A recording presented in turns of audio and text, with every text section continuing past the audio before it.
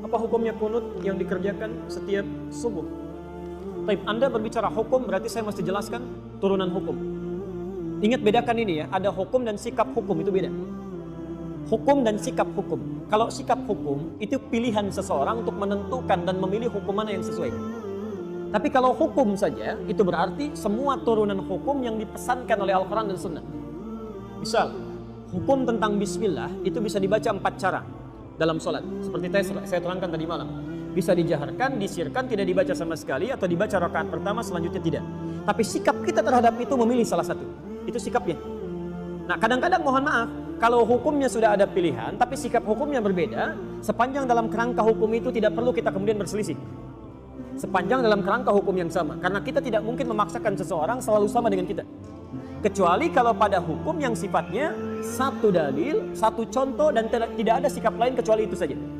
Seperti saya terangkan dalam kesempatan tadi malam. Nah, sekarang tentang kunut.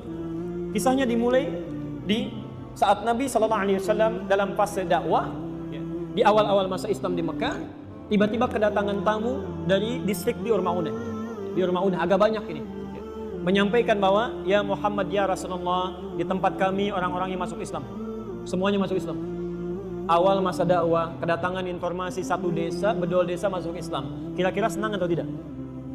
Senangnya luar biasa. Maka mereka minta dikirimkan guru-guru untuk mengajar. Dikirimkanlah oleh Nabi SAW 70 orang penghafal Quran. 70 orang penghafal Quran. Di saat-saat masa awal-awal keislaman, tidak banyak penghafal Quran, dikirimkan 70 orang ke sana. Singkat cerita, ketika beliau sedang menunaikan sholat, dalam riwayat disebutkan sholat subuh, yang lain mengatakan sholat maghrib, tiba-tiba turun malaikat Jibril menyampaikan bahwa orang-orang tadi yang datang kepada Muhammad, mereka menipu.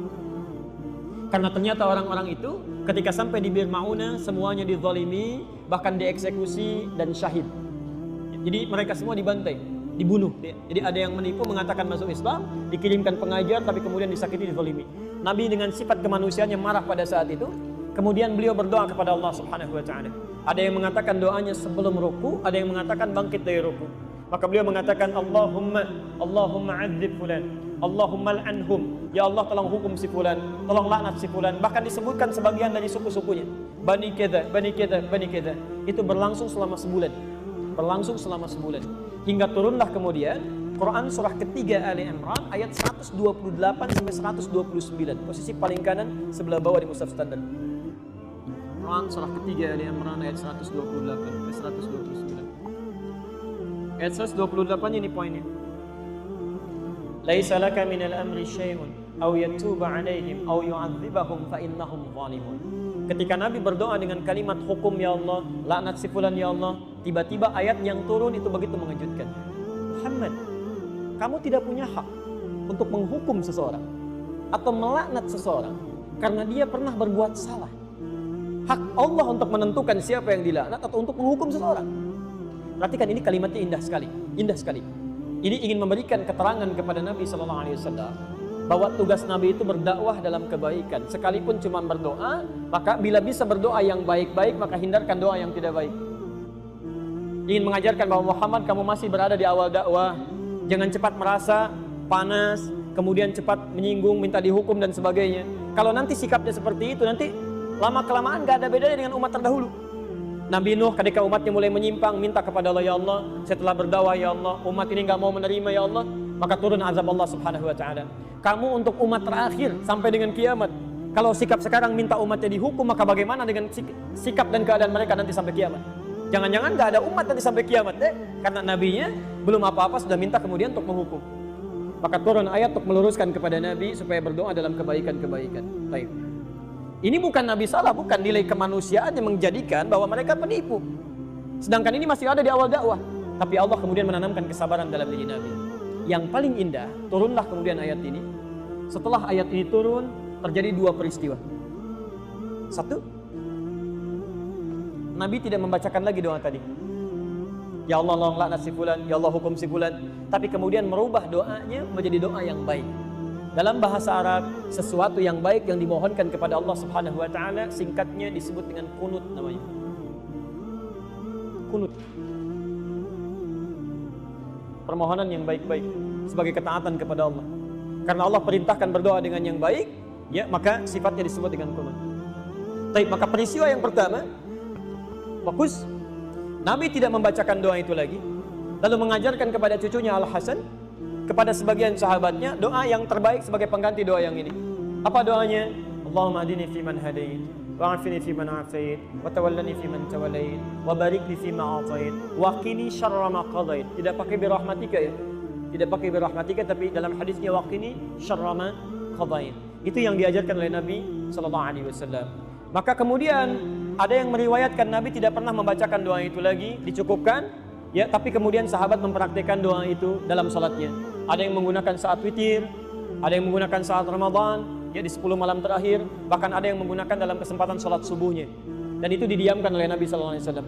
Bahkan ada sebagian mengatakan bahwa Nabi Muhammad sallallahu alaihi wasallam pernah menggunakan itu dalam salat subuh.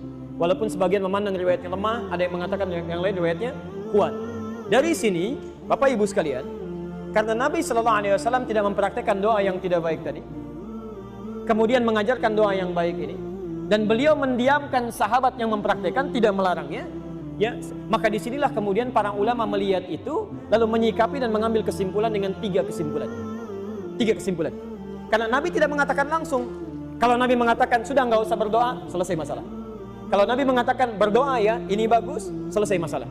Tapi Nabi mendiamkan di sini, dan sikap diamnya Nabi dalam implikasi hukum itu bisa menerangkan beberapa pilihan-pilihan hukum. Maka Imam Abu Hanifah mengatakan, karena Nabi sebelumnya tidak baca doa, dan setelah itu pun beliau tidak baca doa lagi setelah turun ayat tadi, maka beliau menyimpulkan tidak ada doa kunut itu. Makanya saat subuh tidak perlu membaca doa kunut. Selesai. Imam Abu Hanifah. Imam Malik, Imam Syafi'i menyimpulkan Nabi SAW baca doa. Doa ini diganti oleh Allah untuk yang baik-baik. Dan kemudian diajarkan oleh Nabi pada sahabat, sahabat membacakan, Nabi tidak melarang. Ini artinya itu pun dibenarkan kalau dibacakan. Maka dari itulah Imam Syafi'i, Imam Malik mempraktikkan doa kunut ini. Imam Malik membacakan sebelum ruku. Jadi begitu membaca surah di rakaat yang terakhir dalam sholat subuh, itu Imam Malik mempraktikkan kunut, tapi kunutnya nggak jahar, sir. Makanya setelah baca surat agak lama, itu sedang baca kunut dalam subuh. Imam Syafi'i memilih riwayat yang setelah ruku. Ruku i'tidal, sami Allahu liman hamidah, Rabbana walakal hamd, lalu membacakan ini dalam subuhnya. Plus Imam Syafi'i, Allahumma hdini fiman hadait, dan seterusnya.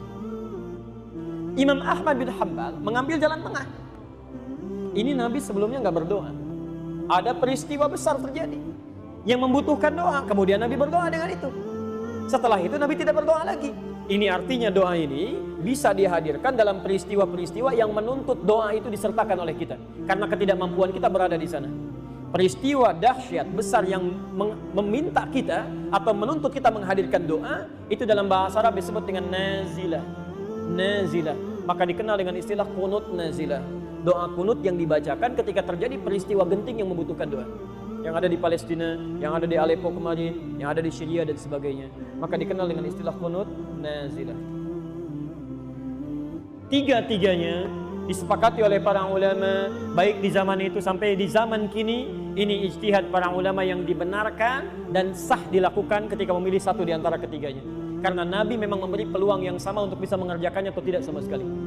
Jadi di masa bahkan Imam Syafi'i, beliau pernah berkunjung ke tempatnya Imam Abu Hanifah setelah beliau meninggal.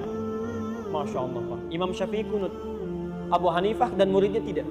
Begitu sampai ke tempat Imam Abu Hanifah, murid Imam Syafi'i mengatakan, ketika Imam Syafi'i diminta jadi imam, Syekh tafadhal, ta'ummu bin nas, tusalli bin nas, Anda jadi imam. Murid Imam Syafi'i mengira Imam Syafi'i akan kunut. Mereka mengatakan pendapat kita akan unggul di sini. Tapi ternyata ketika sholat subuh, Imam Syafi'i tidak kunut. Tidak kunut. Apa kata muridnya setelah sholat? Syekh, 5 lam taknut, kenapa Anda tidak kunut? Kata beliau, saya menghormati pendapatnya Imam Abu Hanifah yang berlaku di tempat ini. Masya Allah. Imam Syafi'i kunut, tapi ketika berkunjung di tempat yang tidak kunut, beliau tidak mempraktikkan kunut. Imam Ahmad bin Hanbal juga, Masya Allah, beliau kunutnya nazilah, tapi ketika beliau berada di tempat Imam Syafi'i, beliau kunutnya kunut seperti biasa, bukan nazilah lagi.